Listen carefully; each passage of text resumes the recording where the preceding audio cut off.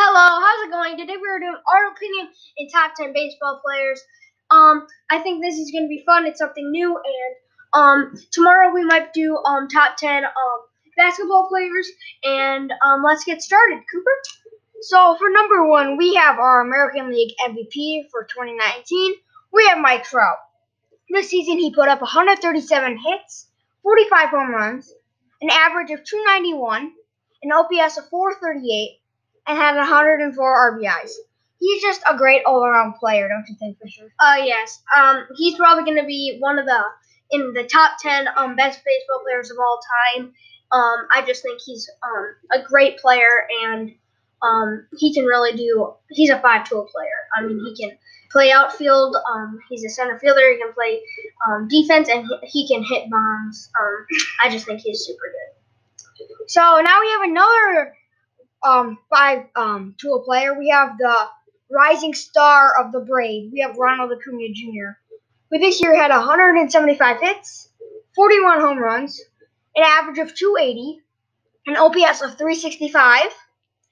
He had gave 101 RBIs. Plus, he was in one of the most phenomenal home run derbies this year. A lot of records were broken, and one of the longest tiebreakers ever. Yes. Vladimir Guerrero Jr. versus Jack Peterson won for like 3 rounds. Sadly for Ronald Acuna Jr., he got kicked out by Vladimir Guerrero Jr. in the second round. But he still put up some good hits, and I think he is going to be a very good player for many years. And now for our home state's player, the player that we cheer for, we have Christian Yelich of the Brewers. Mm-hmm. He had 161 hits, 44 home runs, an average of 329, an OPS of 429, and 97 RBIs. He did all that even though he didn't play for half the season, and that's crazy. He was also the 2018 MVP and an MVP candidate for 2019. But that when he fractured his knee bone, that really did not help. This season, he still put up very good numbers for not playing half the season. Yeah. We still made it to the wild card game, but we lost. And I think if Yelich was playing, we probably would have won, and the Nationals wouldn't be going on and winning the World Series. So maybe we would have. Yeah, maybe. Number 4 is a player you guys might think should be higher on this list, but we put him lower because of his games in the playoffs were not as good. We have Cody Bellinger at number 4. He had 170 hits, 47 home runs, a batting average of 305, an OPS of 1,035, and 115 RBIs. Plus, he was the National League MVP. But when his team really needed him the most in the playoffs, he didn't do as well. Which is really crazy to me is Yelich didn't play half the season, and he had 44 home runs still, and Bellinger had 47. So Yelich only was only a 3 home run differential, even though he didn't play half the season. Yes, he's still a super good player, but I think if he could have came in clutch in the playoffs and defeated the Nationals, I think we would have put him higher. For number 5 is probably the best third baseman in the league. We have Nolan Arenado. He had 185 hits, 41 home runs, an average of 315, an OPS of 962, 118 RBIs. You might think when you think of Colorado, you think of the Coors effect, but he completely demolishes that myth, and he plays still phenomenal at that third base position. And he also won a Gold Glove there. For sure. Yeah. You might think of the Coors effect.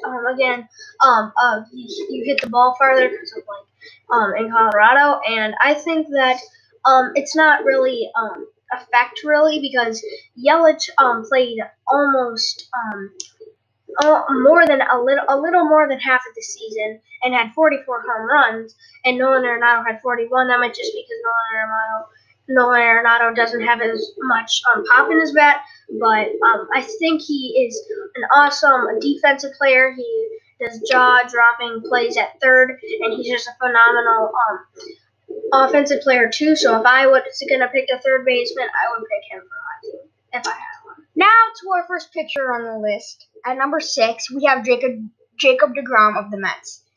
Probably the best pitcher in the league. He had 255 strikeouts. He pitched 204 innings. He had an ERA of 2.43. Only gave up 44 walks. Only gave up 19 home runs.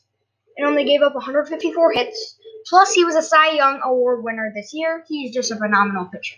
Yeah, I mean, he strikes out a lot of batters, and he doesn't give up that much home runs. And if he was on the mound for somebody and he was having a clutch moment, he would probably be not giving up that many runs. And if you had a good offense, you would probably be super good and go to the playoffs. For number 7, we have probably the second best third baseman in the league. The new Angels player, we have Anthony Rendon. He had 174 hits, 34 home runs, an average of 319, 412 OPS, and 126 RBIs. Plus, he was an MVP candidate this year. It was a breakout season for him. He played very well this year. I think it would be interesting to see how him and Mike Trout will do with the Angels this season if we have one. And I think that will be fun to watch and see how they work together as a pair. Now we have kind of a player that could have probably been anywhere on this list. We have Garrett Cole at number 8. You might think that he should be higher. Maybe you think he should not even be in the top 10. But I think that last year he had a phenomenal year, but I didn't put him higher because the whole Astros thing, like the cheating thing. So I put him. I think still he didn't do anything. I think still I don't know how a pitcher would cheat, but I think he's a great pitcher. He had 326 strikeouts. He pitched 212 innings. He had an ERA of 2.5. He walked 48 batters.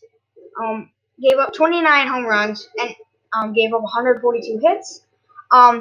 He signed a contract just with the Yankees for 9 years for $324 million, and he's part of the few people who are in the 3,000 strikeout club, along with CC Sabathia and Nolan Ryan.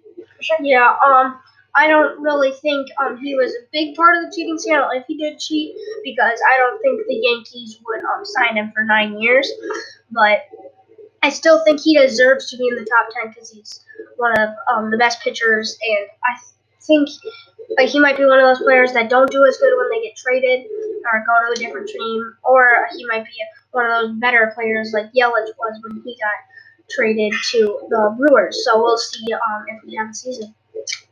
For the 9th spot, we couldn't find a lot of people for these last 2 spots because there's a lot of people who are like, I kind of want to say like overrated, or like, I don't know. So some of these people are underrated on here, but we just put our opinion in who we think actually makes a grave difference on the baseball league. So at number 9, we have Javi Baez.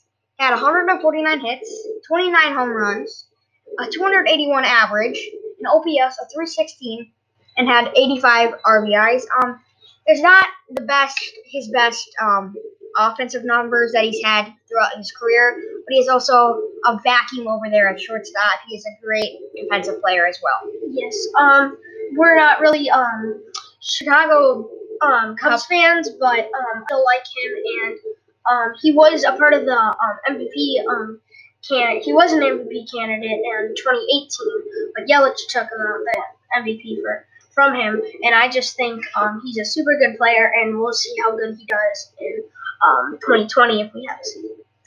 At number 10 for our last player, we couldn't find one. We just thought maybe on a different team he'll probably do very well too. The Dodgers $27 million contract of Mookie Betts. He had 176 hits, 29 home runs, a 295 average, a 304 OPS, and 80 RBIs. He also had 63 defensive runs saved, which is a lot He he also won the Golden Glove Award with his 63 defensive run saves, and I think that's just a lot of runs been kept from scoring. And thank you for watching. Make sure to subscribe, and we'll see you next time. And also, please put your thoughts of the top 10 baseball players in the comments below. Bye.